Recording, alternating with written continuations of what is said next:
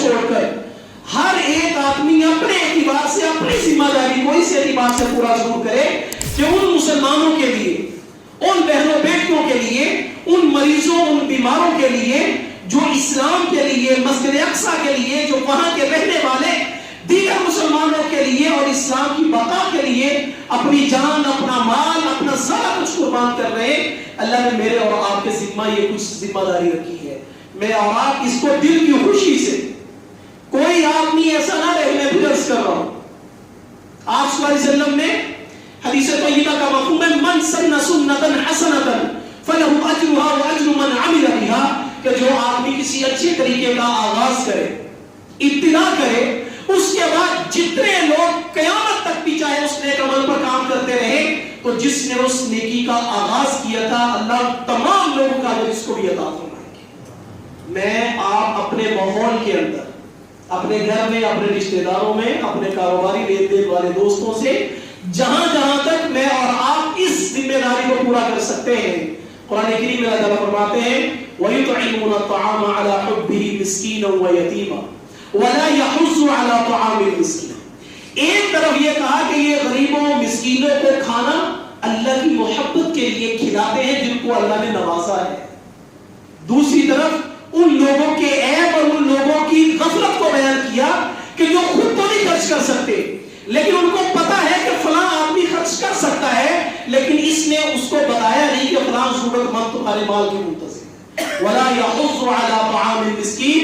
غریب کو، مسکین کو کھلانے پر، اس کی ضروریات پر اس نے کبھی کسی کو کہا بھی نہیں کہ فلاں غریب مسکین پر اپنا مال خرچ کرو. تو یہ مجرم ہے جس نے یہ کام بھی نہیں کیا. میں اور آپ اپنے مالی اعتبار سے اپنے اس اخلاقی فریضے کو بھی ادا کریں اور اس بات کو بھی پیش نظر رکھیں کہ جس کو میں کہہ سکتا ہوں، جہاں تک میں اپنے اس پیغام، میں نے اپنے لیے تو مانگنا نہیں، سیما محبت اور عقیدت سے درود شریف پڑھنے کو. اللهم صل على محمد وعلى آل محمد كما صليت على إبراهيم وعلى آل إبراهيم إنك حميد مجيد. اللهم بارك على محمد وعلى آل محمد كما باركت على إبراهيم وعلى آل إبراهيم إنك حميد مجيد. میرے محترم بھائیوں، دوستوں اور بزرگوں، گزشتہ کئی دنوں سے فلسطین میں مسلمانوں پر ظلم و ستم کی ایک داستان رقم ہو رہی ہے، اس لحاظ سے کہ وہاں کا تعلیمی، وہاں کا صحت کا اور معاشرتی نظام بالکل مفلوج ہے. ان حالات کے اندر میری اور آپ کی کچھ ایسی ذمہ داریاں جو اللہ تعالیٰ نے ان کے ساتھ ہمدردی اور مالی معاونت کی صورت میں میرے اور آپ کے لیے اخلاقی طور پر بھی اور شرعی طور پر بھی ضروری قرار دی ہیں، اس حوالے سے چند گزارشات آپ حضرات کی خدمت میں عرض کرنی ہے. دعا ہے کہ اللہ جل شانہ قرآن و سنت کے مطابق سلیقے سے گفتگو کرنے، توجہ سے سننے اور ہم سب کو عمل کرنے کی توفیق عطا فرمائے. اللہ تعالیٰ نے انسان کو اس دنیا میں آخرت کی زندگی سنوارنے کے لیے بھیجا ہے. اس مختصر سی زندگی میں لامحدود زندگی، یعنی مرنے کے بعد کی زندگی کی تیاری کا وقت اللہ نے مجھے اور آپ کو عطا فرمایا ہے. اس میں دو طرح سے میری اور آپ کی آخرت کی تیاری ہوتی ہے، ایک جان کے اعتبار سے اور ایک مال کے اعتبار سے. جان کے اعتبار سے ہم حلال کماتے ہیں، نماز پڑھتے ہیں، حج کرتے ہیں، روزہ رکھتے ہیں. کچھ تیاری اللہ تعالیٰ نے مال کے اعتبار سے رکھی ہے جو دنیا اور آخرت میں اہل ایمان کے لیے خیر و برکت کا ذریعہ اور سبب ہے، اور دوسرے مستحق، مظلوم، بیوہ، یتیم اور مسکین لوگوں کی زندگی کا سہارا ہے. قرآن کریم میں اللہ تعالیٰ نے 6 مقامات پر 12 مرتبہ قرض اور حسنہ کا لفظ استعمال فرمایا. من ذا الذی یقرض اللہ قرضا حسنا وَأَقْرَضْتُمُ اللَّهَ قَرْضًا حَسَنًا لَأُكَفِّرَنَّ عَنْكُمْ سَيِّئَاتِكُمْ من ذا الذي يقرض الله قرضا حسنا فيضاعفه له وله أجر كريم. ان المصدقین والمصدقات واقرضوا اللہ قرضا حسنا فیضاعفہ لهم ولهم اجر کریم واقرضوا اللہ قرضا حسنا وما تقدموا لانفسکم من خیر تجدوه عند اللہ۔ یہ کئی آیات مبارکہ میں قرض حسنہ اللہ تبارک و تعالی اہل ایمان کو کہتے ہیں کہ اپنے اللہ کو قرض حسنہ دو۔ وَلِلَّهِ خَزَائِنُ السَّمَاوَاتِ وَالْأَرْضِ، دوسری آیت میں اللہ تعالیٰ فرماتے ہیں زمین و آسمان کے خزانوں کا مالک صرف اللہ ہے۔ اللہ تبارک و تعالیٰ کو قرض کی کیا ضرورت ہے؟ صحیح مسلم کی ایک روایت اس حدیث سے اس آیت مبارکہ کی تمام آیات کی بڑی شاندار قسم کی تشریح کرتی ہے۔ اللہ تعالیٰ نے مجھے اور آپ کو جو مال کی نعمت سے نوازا ہے، تو جہاں پر خرچ کرنے کے بارے میں اللہ نے حکم دیا ہے وہاں پر یہ نہیں کہا جو تم کماتے ہو اس میں سے خرچ کرو، بلکہ اللہ تعالیٰ نے یہ فرماتے ہیں کہ جو ہم نے تم کو رزق دیا ہے اس میں سے میرے راستے میں خرچ کرو۔ آج ان حالات کے اندر قرآن کریم اور احادیث طیبہ میں غور کرنے سے معلوم ہوتا ہے کہ بیوہ پر خرچ کرو، تو فلسطین کے اندر بہت ساری ہماری بہنیں، ہماری بیٹیاں بیوہ بھی ہیں۔ بھوکوں کو کھانا کھلاؤ، تو بہت سارے لوگ وہاں پر بھوکے بھی ہیں۔ پیاسوں کو پانی پلاؤ، تو بہت سارے لوگ وہاں پر پیاس کے عالم میں بھی ہیں۔ جن کو لباس کی ضرورت ہو ان کو لباس پہناؤ، اس کے بارے میں بھی وہاں پر وہ موجود ہیں۔ تو ان تمام قسم کی جہتوں کے اعتبار سے اس وقت میرے اور آپ کے کرنے کا کام یہ ہے کہ میں اور آپ اللہ تبارک و تعالیٰ کی دی ہوئی توفیق کے مطابق دل کی خوشی سے جو جتنا خرچ کرنے کی استطاعت اور طاقت رکھتا ہو وہ ضرور خرچ کرے۔ کوئی 5، 10، 20 کی بھی طاقت رکھتا ہو تو اللہ کے ہاں گنتی کی کوئی وقت نہیں ہے، اللہ کے ہاں تقوی اور اخلاص کی حیثیت اور وقت ہے۔ تو وہاں پر یہ سارے کے سارے لوگ اس وقت ہیں جو بیمار بھی ہیں، بیوہ بھی ہیں، مسکین بھی ہیں، یتیم بھی ہیں، مریض بھی ہیں، بے لباس بھی ہیں، بھوکے بھی ہیں، پیاسے بھی ہیں۔ اس سارے عالم کے اندر میری اور آپ کی ذمہ داری مالی اعتبار سے ان کے ساتھ معاملت کرنا ہے۔ قرآن کریم میں اللہ تعالیٰ نے ان تمام آیات کے بعد عبداللہ بن مسعود رضی اللہ تعالیٰ فرماتے ہیں، تفسیر ابن کثیر کے اندر یہ واقعہ کہ ابو دحدہ انصاری رضی اللہ تعالی جب یہ آیات قرض حسن نازل ہوئی کہ اللہ تعالیٰ کہتے ہیں کہ ایمان والوں غریبوں، مسکینوں، بیواؤں، یتیموں، ضرورت مندوں، بھوکوں، پیاسوں پر خرچ کر کے مجھے قرض حسنہ دو، تو آپ صلی اللہ علیہ وسلم کی خدمت عالیہ میں حاضر ہوئے کہ یا رسول اللہ تبارک و تعالی ہم سے قرض طلب فرماتا ہے۔ آپ نے فرمایا کہ ہاں، کہ یا رسول اللہ اپنا دست مبارک بڑھائیے، یوں آپ کے ہاتھ پہ ہاتھ رکھ کر ایک عہد کے طور پر فرمائے یا رسول اللہ میرا فلاں باغ وہ اللہ کو میں نے قرض کے طور پر دے دیا اور اس کے اندر 600 کھجوروں کے درخت ہیں۔ آپ صلی اللہ علیہ وسلم نے فرمایا کہ ابو دحدہ یہ وہ قیمتی سودا ہے جو اس نے کر لیا ہے۔ اسی وقت گئے اپنے بیوی بچے اسی باغ میں رہائش پذیر تھے، ان کو کہا کہ نکل آؤ اس باغ سے، یہ باغ میں نے اللہ تبارک و تعالیٰ کو قرض دے دیا ہے۔ یہ ایک عظیم جذبہ تھا صحابہ کرام کے اندر، لن تنالوا البر حتى تنفقوا مما تحبون، کہ تم اس وقت تک نیکی کے اتمام اور کمال کو حاصل نہیں کر سکتے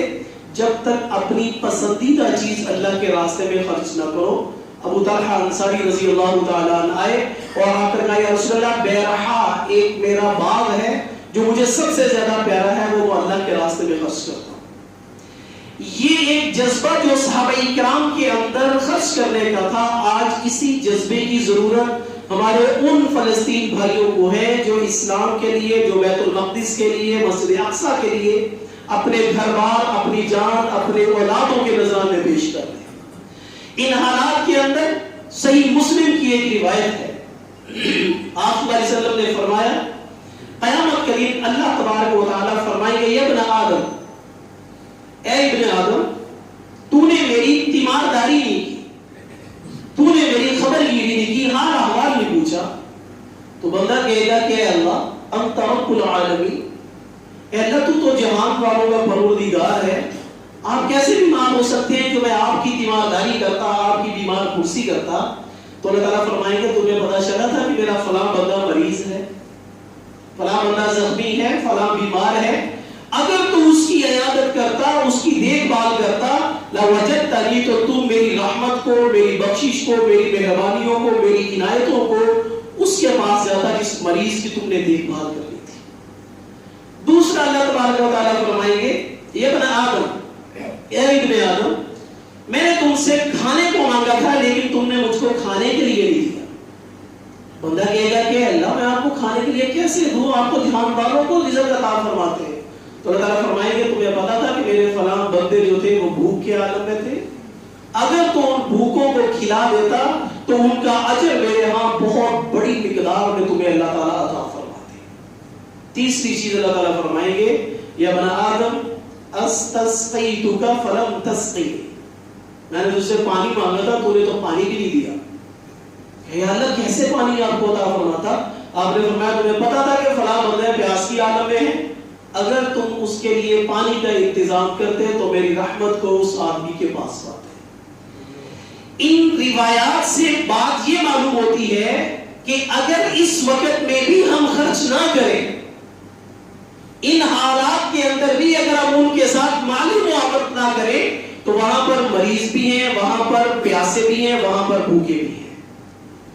ان تمام عالم کے اندر یہ سوال بالکل بھی بجا ہوگا کہ اتنے سارے میری مخلوق، اتنے سارے میرے چاہنے والے، اتنے سارے کلمہ گو تمہارے ایمانی اخوت کے اعتبار سے جو بھائی تھے وہ اس عالم میں تھے، تو تم نے اس وقت میں خرچ کیوں نہیں کیا؟ اسی کے ساتھ ایک اور روایت، آپ صلی اللہ علیہ وسلم نے فرمایا السخی قریب من اللہ وقریب من الجنہ وقریب من الناس وبعید من النار، کہ جو اللہ کے راستے میں دل کھول کے خرچ کرتا ہے یہ اللہ کی رحمت کے بڑا قریب ہے۔ قریب من الجنہ، یہ جنت کے راستے کے بڑا قریب ہے۔ قریب من الناس، لوگوں کے دلوں میں اس کی محبت ہے۔ وبعید من النار، اور اللہ کے راستے میں خرچ کرنے کی برکت سے یہ دوزخ سے بہت دور ہے۔ اس کے برعکس والبخیل بعید من اللہ، اور جو بخل کرتا ہے ان حالات کے اندر بھی خرچ نہیں کرتا، بعید من اللہ، اللہ سے وہ دور ہے۔ بعید من الجنہ، وہ جنت سے بہت دور ہے۔ بعید من الناس، لوگوں کی نظروں، لوگوں کے دلوں کے اندر اس کی کوئی وقت نہیں ہے۔ وقریب من النار، اور وہ دوزخ کے قریب ہے۔ اس سے اگلے جو الفاظ ہیں وہ بڑے فکر والے۔ آپ نے فرمایا وَلَجَاهِلٌ سَخِيٌّ احب الى اللہ، کہ جاہل آدمی ہو جو صرف فرائض ادا کرتا ہے، اس سے بڑھ کر اس کو کسی عبادت کی کوئی رغبت نہیں، کوئی اس کے اندر طلب اور شوق نہیں۔ جاہل ایسا ہے کہ بس فرائض کو ادا کر کے اپنی ذمہ داری پوری کرتا ہے، لیکن اس کے ساتھ ساتھ اس کے اندر خوبی یہ ہے کہ اللہ کے راستے میں یہ خرچ کرتا ہے۔ اور دوسری طرف ایک ایسا آدمی ہے جو فرائض بھی ادا کرتا ہے، نوافل بھی پڑھتا ہے، تسبیحات بھی کرتا ہے، اشراق بھی پڑھتا ہے، ساری نفلی عبادات بھی کرتا ہے، لیکن بخیل ہے۔ تو اللہ تبارک و تعالیٰ کے نزدیک یہ آدمی جو صرف فرائض ادا کر کے اللہ کے راستے میں خرچ کرتا ہے، اس بخیل، اس آدمی عبادت گزار سے زیادہ پسندیدہ ہے جو عبادت تو بہت زیادہ کرتا ہے لیکن اللہ کے راستے میں خرچ نہیں کرتا۔ صحیح بخاری کی روایت اور صحیح مسلم کے اندر ہم میں سے کوئی ایسا نہیں ہے کہ جو ساری رات نفل عبادت کرے اور تھکے نہیں، نفل روزہ رکھے اور کسی دن کو چھوڑے نہیں۔ آپ صلی اللہ علیہ وسلم نے فرمایا یہ فضیلت کہ وہ ساری رات نفل عبادت کرنے والوں کا اجر، وہ سارا دن روزہ رکھنے والوں کی فضیلت کو حاصل کر سکتا ہے۔ الساعی علی الارملۃ والمسکین کالمجاہد فی سبیل اللہ۔ آپ نے فرمایا بیوہ کی، خاوند کے بغیر عورت کا جو سہارا بنے، اس کے مالی معاملات کی دیکھ بھال کرے، اس کی ضروریات کی فکر کرے، ایسا آدمی، والمسکین، اور جس کے پاس کھانے پینے کو کچھ نہ ہو، مسکینی کی حالت میں کوئی آدمی ہو تو ان کی مالی معاونت کرنے والا، ان کی دیکھ بھال کرنے والا، یہ ایسے ہے جیسے اللہ کے راستے میں جہاد کرنے والا ہے، اور ایسی نفل عبادت کرنے والا ہے جس سے نہ یہ اکتاتا ہے اور نہ اس کو تھک کر چھوڑتا ہے، مسلسل نفل عبادت میں لگا رہتا ہے، اور ایسا ہے جیسے یہ مسلسل روزہ رکھتا رہتا ہے۔ اتنے بڑے اجر کو لاکھ روپے کے ساتھ بھی مختص کیا، خرچ کرنے کو کہا، جتنی اللہ ہمت دے، جتنی دل کی خوشی سے، جتنے اخلاص سے خرچ کرو، کوئی تحدید نہیں کہ 50,000 جو خرچ کرے گا اس کو یہ فضیلت ملے گی، بلکہ جو بھی کسی بھی زاویے سے ان مسکینوں کو، ان بیواؤں، یتیموں، غریبوں کو اپنے مال کے اندر ان کے مال کا بھی حصہ رکھے گا، ان پر ضروریات میں خرچ کرے گا، تو وہ ایسے ہی ہے جیسے ساری ساری رات نفل عبادت ہو رہی ہے، سارا سارا دن روزہ رکھا جا۔ یہ سارے فضائل ایک بات کا تقاضا کرتے ہیں کہ اللہ تبارک و تعالیٰ نے اہل ایمان کو جو ایمان کی اور ایمان کے بعد مال کی دولت عطا فرمائی۔ یہ حدیث طیبہ کا مفہوم ہے کاد الفقر ان یکون کفرا، کہ قریب ہے کہ غربت انسان کو ایمان بیچنے پر بھی مجبور کر دے۔ عربی مقول ہے غالباً، کمی بیشی رضا اللہ معاف ہے، مطلب کہ غربت کے اندھیرے اتنے گھنونے ہیں۔ اللہ تعالیٰ نے جو مجھے آپ کو مال کی حیثیت سے نوازا ہے، تو اس کے ساتھ ساتھ قرآن کریم میں فرماتے ہیں للسائل والمحروم، تمہارے اس مال کے اندر ان کا بھی حق ہے جو تم سے سوال کر لے، اور ان کا بھی حق ہے جو تم سے سوال نہیں کرتے۔ تمہیں معلوم ہے کہ یہ سفید پوشی کی زندگی گزار رہے ہیں۔ اسی طرح دوسری روایات میں ایک فرشتہ ہے جو ہر روز صبح کو ایک نگاہ لگاتا ہے، ایک اعلان کرتا ہے کہ اے اللہ خرچ کرنے والے کے مال میں اضافہ عطا فرما، اور اے اللہ روک کر رکھنے والے کے مال کو نقصان سے بچا دے، اس کو نقصان سے بچا دے۔ اس لیے ان حالات کے اندر قرآن کریم کی آیت مبارکہ اور حدیث طیبہ کی یہ ساری کی ساری فضیلتیں اس بات کی متقاضی ہے کہ میں اور آپ اپنی اپنی حیثیت کے اعتبار سے، اپنا، اپنے گھر کے تمام افراد کی طرف سے جو معتبر ذرائع ہمیں معلوم ہو، ہمارے علم میں ہو کہ یہ فلاں ادارہ، فلاں تنظیم، فلاں ٹرسٹ ان کے لیے امداد اکٹھی کر رہا ہے، تو ان کے لیے اس وقت کا سب سے بڑا میرے اور آپ کا اخلاقی ذمہ ان کے ساتھ مال کے اعتبار سے معاملت کرنا۔ ایک دوسری روایت میں آپ صلی اللہ علیہ وسلم نے فرمایا کہ جو آدمی بغیر حساب کے اللہ کے راستے میں خرچ کرتا ہے، اس بات کو بھی ذرا سمجھیں، عام طور پر ہم کہتے رہتے ہیں، سمجھ میں نہیں آتی۔ اسی طرح دوسری روایت کہ اللہ کے عرش کے سائے کے نیچے چند قسم کے لوگ ہوں گے، ان میں سے ایک وہ بھی ہوگا کہ جو اس طریقے سے خرچ کرتا ہے کہ دایاں ہاتھ دے رہا ہے تو بائیں کو خبر نہیں ہو رہی۔ سوال یہ ہے دایاں دے تو پورے جسم کو پتا ہوتا ہے، میں جیب میں ہاتھ ڈالوں تو سارے جسم کو پتا ہے کہ میں نے کتنے کا نوٹ نکال کر کسی ضرورت مند کو دینا ہے، اس کا مطلب کیا ہے؟ اور اسی طرح یہ کہ جو بغیر حساب کے اللہ کے راستے میں خرچ کرتا ہے۔ پہلی جو یہ روایت ہے کہ اللہ کے عرش کے سائے کے نیچے وہ لوگ بھی ہوں گے جن کے خرچ کرنے کی کیفیت یہ ہے کہ وہ ایسے انداز سے پوشیدہ طریقے سے خرچ کرتے ہیں کہ دایاں ہاتھ دے تو بائیں کو خبر نہیں ہوتی۔ یہ اس بات کی طرف اشارہ اور تعلیم ہے کہ خرچ کرنے کے اعتبار سے ایسے ہو جاؤ جیسے بائیں کو بھی خبر نہیں، اگرچہ پورے وجود کو پتا ہے۔ احسان نہ جتلاؤ، کبھی وہ تمہیں سلام کر کے نہ گزرے، وہ دل میں یہ نہ کہو کہ یہ کیا کر گئی ہے، سلام تک نہیں کیا نا، چھوڑ دو اس کو، بالکل چھوڑ دو، خرچ کر کے بھول جاؤ۔ دوسری روایت کہ جو بغیر حساب کے خرچ کرے،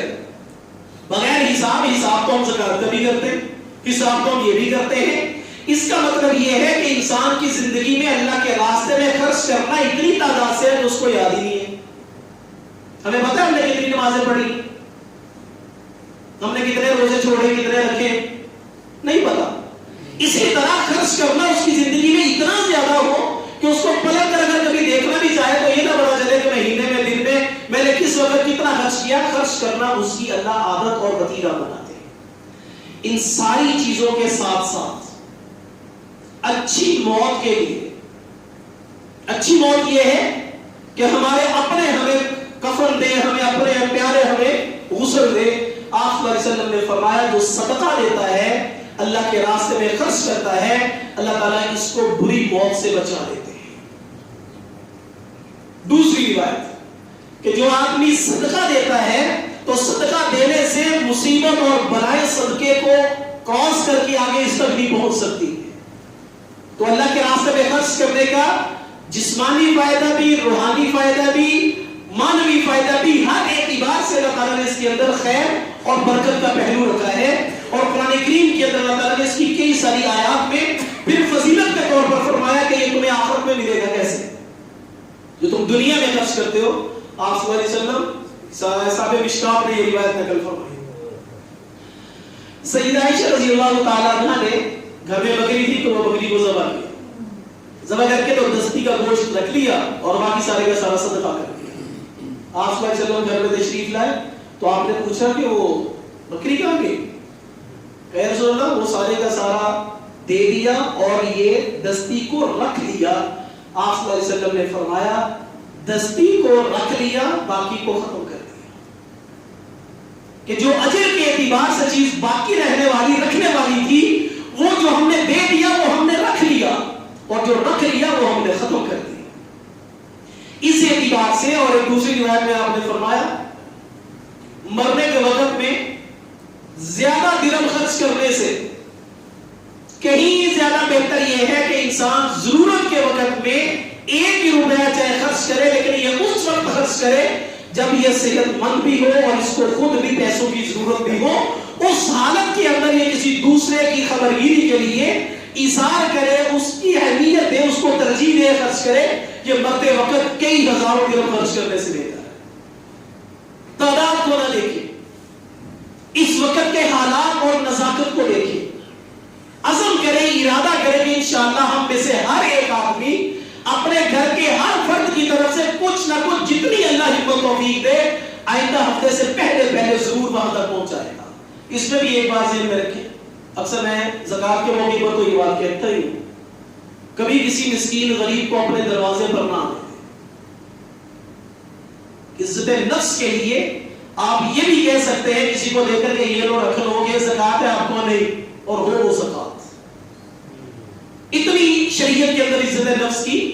پاسداری کی گئی ہے۔ اور میں اکثر مثال یہ دیا کرتا ہوں، جمعہ پڑھنے آئے ہیں، مسجد ہمارے پاس نہیں گئی، حج کرنے ہم جاتے ہیں، بیت اللہ ہمارے پاس نہیں آتا، زکات کا، صدقہ فطر کا اور مالی معاملات کا ہم نے غریب اور مسکین تک جانا ہے، وہ ہمارے در پر کیوں چل کر آئے؟ جس طرح ہم نماز ادا کرنے کے لیے مسجد میں آئے ہیں، مسجد ہمارے پاس نہیں گئی، چونکہ فریضہ ہمارے ذمہ ہے۔ اسی طرح مالی اعتبار سے جو فرائض ہے وہ وہاں تک ہم پہنچے، ہم ان کو ادا کریں۔ تو اس اعتبار سے ان غرباء اور مساکین پر خرچ کرنے کی حدیث طیبہ میں آپ صلی اللہ علیہ وسلم نے فرمایا، اور قرآن کریم میں پھر اللہ تعالیٰ نے اس کی فضیلت کو بیان کیا کہ یوں سمجھو جیسے کہ ایک دانہ ہے، اس ایک دانے سے پھر بالیاں نکلتی ہیں، 100 بالی نکلی ان میں سے پھر دانے ہیں، 7 بالیوں میں 100 دانے بڑھ کر ہو گئے، واللہ یضاعف لمن یشاء۔ یہ دانے تو تم نے گن لیے لیکن اللہ اس سے بھی کہیں بڑھ کر تمہیں اجر عطا فرمائے گا۔ قرآن کریم میں اللہ تعالیٰ نے سورہ حشر میں ان انصار کی مدح بیان فرمائی ہے، یحبون من ہاجر الیہ۔ جب آپ صلی اللہ علیہ وسلم ہجرت کر کے مکہ سے مدینہ طیبہ میں تشریف لائے تو مسلمانوں کی مالی اعتبار سے کیفیت یہ تھی کہ بالکل تنگ دستی کا عالم تھا، اور مدینہ کے اندر پینے کے لیے صاف پانی، میٹھے پانی کا بھی انتظام نہیں تھا۔ آپ صلی اللہ علیہ وسلم نے فرمایا کون ہے جو پانی کا کنواں خرید کر اللہ سے جنت کا چشمہ خرید لے؟ عثمان غنی رضی اللہ تعالیٰ نے، یہودی کا کنواں تھا میرے روما، اس کا کہا کہ یہ کنواں میں بیچ دو، لیکن وہ تو پانی بیچتا تھا، تو اس نے کہا نہیں بیچوں گا۔ اچھا چلو دوبارہ سوچا، کہا کہ ایسے کرو آدھا مجھے بیچ دو، ایک دن پانی تم بیچ لیا کرو، ایک دن پانی میں دے دیا کروں گا۔ تو اس نے کہا یہ بھی ٹھیک ہے، قیمت بھی آ جائے گی اور ایک دن میں پانی بھی بیچ لیا کروں گا۔ تو آدھی کنویں کا حصہ خرید لیا۔ جس دن حضرت عثمان غنی رضی اللہ تعالیٰ عنہ کی پانی کی باری ہوتی تو آپ مسلمانوں کو بغیر کسی قیمت کے پانی دیتے. مسلمان پانی بھر بھی لیتے اور پانی استعمال بھی کر لیتے. اگلے دن جس دن یہودی کی باری ہوتی تو پانی خریدنے کی نوبت نہیں آتی تھی. تو اس نے 2 4 5 10 دفعہ دیکھا کہ یہ کاروبار بالکل نقصان میں جا رہا ہے, کوئی لینا نہیں. اس نے کہا کہ دوسرا بھی خریدنا ہے, کہاں خریدنا ہے؟ آپ نے وہ بھی چشمہ خرید کر, وہ بھی کنواں خرید کر حصہ سارے کا یا رسول اللہ, یہ سارے کا سارا مدینہ کے لوگوں کے لیے ہے. آپ نے فرمایا کہ عثمان تو نے اللہ سے جنت کا چشمہ خرید لیا. ایک روایت میں آپ صلی اللہ علیہ وسلم نے فرمایا جو آدمی کسی بھوکے کو کھانا کھلائے اللہ اسے جنت کے پھلوں سے کھلائے گا, اور جو کسی بے لباس کو لباس پہنائے اللہ اس کو جنت کے سرخ لباس پہنائے گا, اور جو کسی پیاسے کو پانی پلائے اللہ قیامت کے دن اس کو جنت کی وہ شراب پلائے گا جو خالص اللہ نے نیک بندوں کے لیے رکھی ہے, رحیق مختوم, جو مہر زدہ ہے, جو خالص ہے, جو اللہ کی خاص عنایات اور مہربانیوں میں سے ہے. ان ساری آیات, ان ساری احادیث ایسی ہیں کہ جس میں میں اور آپ اس فضیلت کو حاصل کر سکتے ہیں. تعداد میں نہ جائیں, اخلاص پر جائیں. ایک روایت میں سنن نسائی کی روایت آپ صلی اللہ علیہ وسلم نے فرمایا 1 درہم والا 100 درہم والے سے آگے نکل گیا. جس نے 1 روپیہ دیا, اب دیکھنے میں تو 1 روپیہ کم ہے, 100 روپیہ زیادہ ہے. اسی طرح جو صدیق اکبر رضی اللہ تعالیٰ عنہ کا واقعہ ہے کہ عمر رضی اللہ تعالیٰ عنہ نے کہا تھا کہ آج تو میں صدیق سے آگے نکلوں گا, اس میں صدیق اکبر کا مال زیادہ نہیں تھا, تعداد کے اعتبار سے مال عمر فاروق اور عثمان غنی رضی اللہ تعالیٰ عنہ سے کم تھا, لیکن جو کچھ تھا وہ سارے کا سارا لا کر نبوت کے قدموں میں ٹیک کر دیا. جو بھی تھا تعداد میں,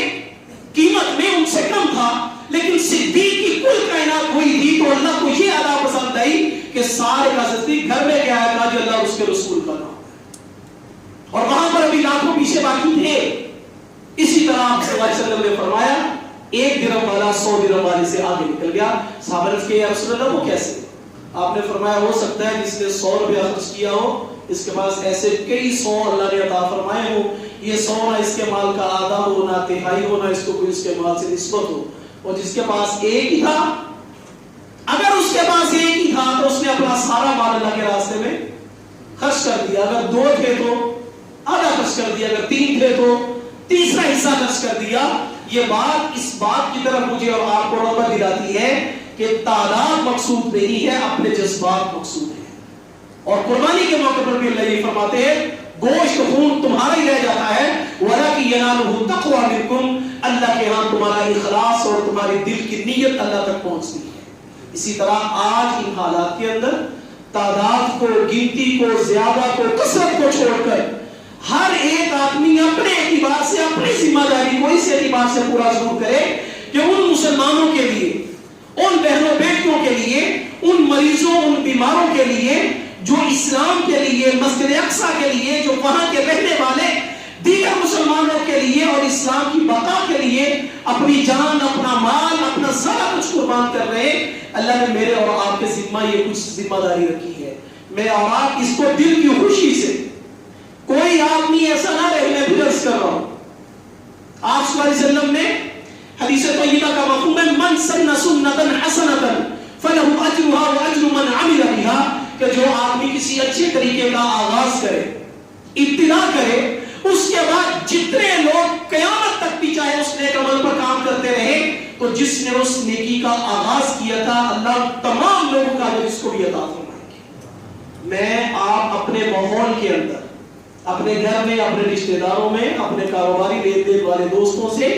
جہاں جہاں تک میں اور آپ اس ذمہ داری کو پورا کر سکتے ہیں, قرآن کریم میں اللہ فرماتے ہیں وَيُطْعِمُونَ الطَّعَامَ عَلَى حُبِّهِ مِسْكِينًا وَيَتِيمًا وَلَا يَحُضُّ عَلَى طَعَامِ الْمِسْكِينِ. ایک طرف یہ کہا کہ یہ غریبوں, مسکینوں کو کھانا اللہ کی محبت کے لیے کھلاتے ہیں جن کو اللہ نے نوازا ہے.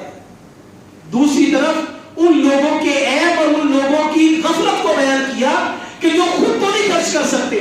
لیکن ان کو پتا ہے کہ فلاں آدمی خرچ کر سکتا ہے, لیکن اس نے اس کو بتایا نہیں کہ فلاں ضرورت مند تمہارے مال کی منتظر ہے. وَلَا يَحُضُّ عَلَى طَعَامِ الْمِسْكِينِ, غریب کو, مسکین مسکین کو کھلانے پر، اس کی ضروریات پر، اس نے کبھی کسی کو کہا بھی نہیں کہ فلاں غریب مسکین پر اپنا مال خرچ کرو. تو یہ مجرم ہے جس نے یہ کام بھی نہیں کیا. میں اور آپ اپنے مالی اعتبار سے اپنے اس اخلاقی فریضے کو بھی ادا کریں اور اس بات کو بھی پیش نظر رکھیں کہ جس کو میں کہہ سکتا ہوں، جہاں تک میں اپنے اس پیغام، میں نے اپنے لیے تو مانگنا نہیں. میرے نبی نے یوں غریبوں، مسکینوں، جہاد کے لیے مسجد نبوی میں منبر شریف پر فنڈنگ کی ہے. کہا کہ دو بھائی فلاں مسلمان ہو کر آئے ہیں، ان کا گھر بار غریب کے لیے دو، فلاں راستے میں اللہ کے جہاد کے لیے دینا، اس کے لیے دو. تو ہم نے اپنے لیے تو لینا ہوگی. اس لیے اپنی ذمہ داری کو بھی جو اللہ نے ہمیں عطا کیا اس سے بھی خرچ کریں اور دوسروں کو بھی اس بات کی دعوت دیں. اللہ تبارک و تعالیٰ مجھے اور آپ کو جو فضائل سنے گئے دل کی خوشی سے اللہ کے راستے میں ان مظلوم مسلمانوں کی امداد کے لیے خرچ کرنے کی توفیق عطا فرمائے اور دوسروں کو اس بات کی ترغیب دینے کی توفیق عطا فرمائے. وآخر دعوانا